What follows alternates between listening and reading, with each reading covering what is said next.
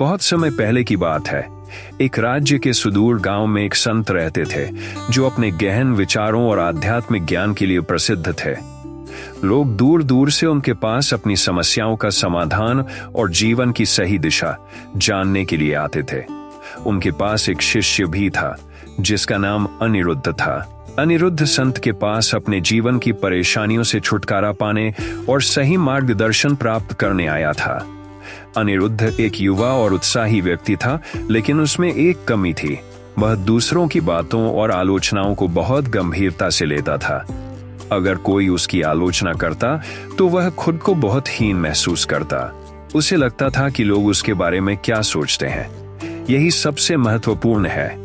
इस आदत के कारण वह हमेशा मानसिक रूप से परेशान रहता था और अपने जीवन में कोई बड़ा निर्णय नहीं ले पाता था। अनिरुद्ध हर समय संत से यही पूछता रहता था, गुरुजी, मैं क्या करूं? लोग मेरी आलोचना करते हैं, मुझे नीचा दिखाने की कोशिश करते हैं। मैं जितनी मेहनत करता हूं, लोग उतना ही मुझे हतोत्साहित करते हैं। संत मुस्कुराते और शांत भाव से कहते हैं, बेटा, दूसरों की बातों पर ध्यान मत दो। लोग जो कह रहे हैं उसे अपने जीवन का हिस्सा मत बनाओ। अगर तुम अपनी हर खुशी और हर दुख को दूसरों की राय पर आधारित करोगे तो कभी भी सच्चा संतोष और सफलता नहीं पा सकोगे। लेकिन अनिरुद्ध यह बात समझ नहीं पाता था। उसे हमेशा लगता था कि उसकी सफलता या असफलता, खुशी या दुख, सब कुछ इस बात पर निर्भर करता है कि लोग उसके बारे में क्या सोचते हैं। उसे संत की बातों पर विश्वास था, लेकिन वह यह समझ नहीं पा रहा था कि उसे लोगों की बातों को कैसे अनदेखा करना चाहिए। एक दिन संत ने अनिरुद्ध से कहा, कल सुबह सूर्योदय से पहले तैयार। अनिरुद्ध उत्सुकता से सहमत हो गया। अगले दिन सुबह होते ही वह तैयार होकर संत के पास पहुंच गया। संत ने कहा, आज हम जंगल की ओर जाएंगे, वहां मैं तुम्हें एक महत्वपूर्ण शिक्षा दूंगा। वे दोनों जंगल की ओर चल पड़े। जंगल घना और सुंदर था। पंछियों की चहचहाहट, पेड़ों की छांव और ताजगी भरी हवा अनिरुद्ध के मन को शांत कर रही थी। लेकिन संत का उद्देश्य कुछ और। छोटी पहाड़ी की चोटी पर पहुंचे। वहां से पूरा गांव दिखाई दे रहा था। संत ने अनिरुद्ध से कहा, यहां बैठो और ध्यान से देखो। अनिरुद्ध ने संत की बात मानी और ध्यान से गांव की ओर देखने लगा।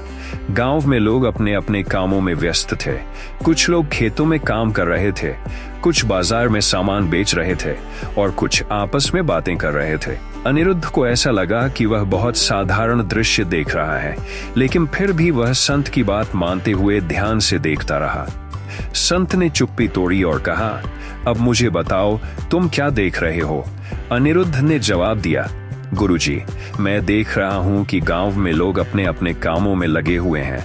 कुछ लोग आपस में बातें कर रहे हैं, कुछ हंस रहे हैं, लेकिन मुझे कुछ खास नजर नहीं आ रहा है। संत ने कहा, ठीक है, अब हम थोड़ा नीचे की ओर चलेंगे, लेकिन ध्यान रखना, रास्ते में जो भी लोग हमें देखें उनकी प्रतिक्रिया पर ध्यान देना।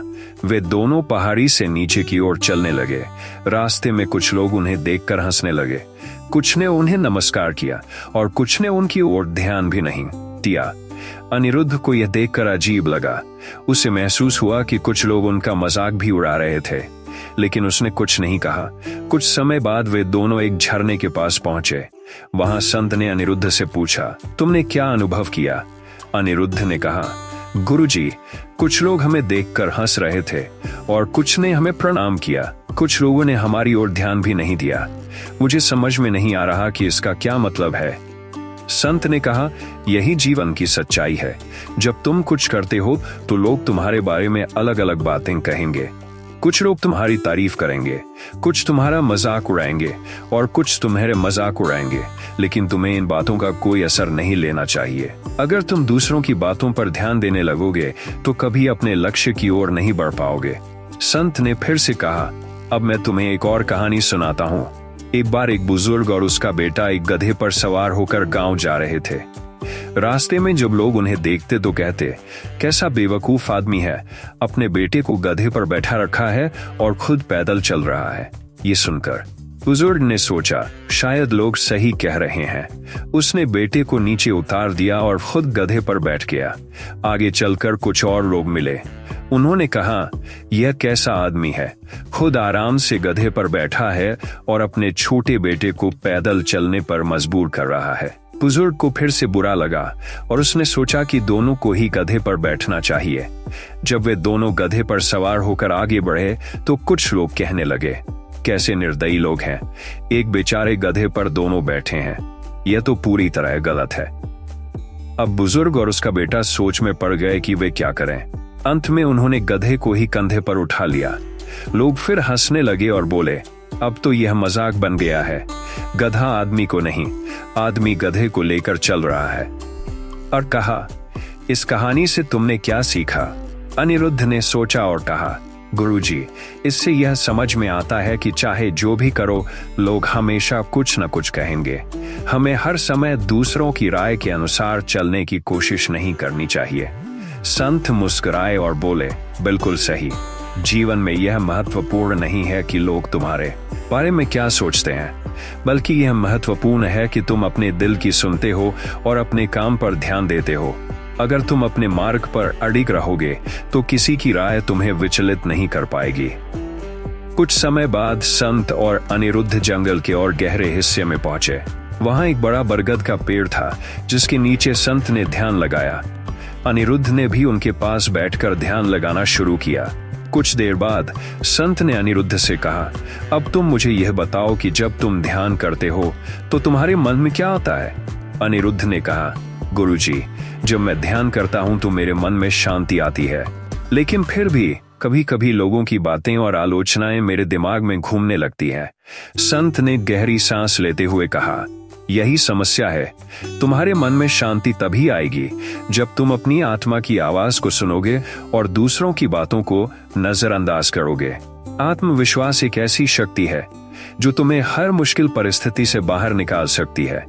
अगर तुम अपने आप पर विश्वास रखोगे तो दुनिया की कोई ताकत तुम्हें रोक नहीं पाएगी।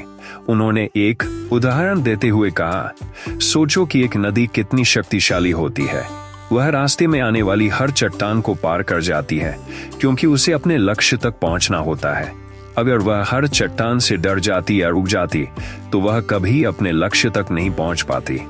इसी तरह तुम्हें भी जीवन में हर बाधा को पार करना है, चाहे लोग कुछ भी कहें या तुम्हारे रास्ते में कितनी भी आलोचनाएं आए। संत ने अनिरुद्ध को एक अंतिम सबक सिखाने के लिए कहा, बेटा, आज तुम्हें अपनी यात्रा का सबसे महत्वपूर्ण सबक मिल गया है। तुम्हें दूसरों की परवाह किए बिना अपने जीवन का मार्ग चुनना है। दोस्तों, मुझे उम्मीद है कि आपको मेरी ये प्रेरणादायक कहानी आपके जीवन में सफल बनाने में काम आएगी। दोस्तों, ऐसी प्रेरणादायक कहानी सुनने के लिए आप हमारी चैनल को लाइक कीजिए, सब्सक्राइब कीजिए और शेयर कीजिए।